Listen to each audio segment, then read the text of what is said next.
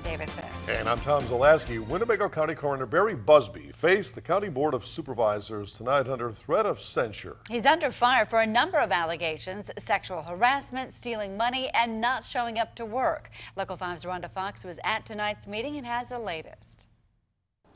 Here at the Winnebago County Courthouse, a visibly shaken and emotional Barry Busby made a surprising announcement to the County Board of Supervisors.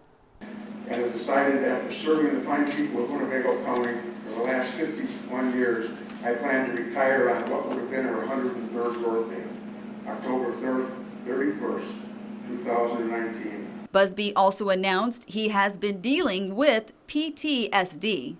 During the last 22 years, I have dealt with every imaginable cause and manner of death.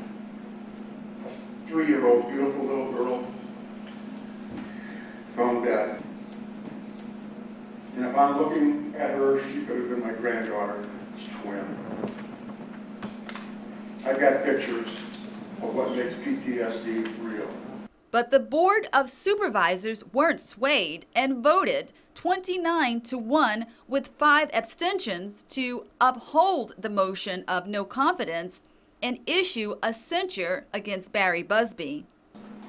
This resolution of censure is frankly the least we can do to publicly say without hesitation, we do not accept, we do not approve, we do not condone the abuse of public trust. Busby did address some of the allegations.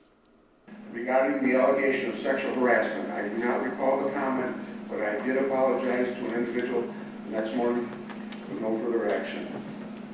In response to the matter of my family members receiving benefit from my position, that has no merit.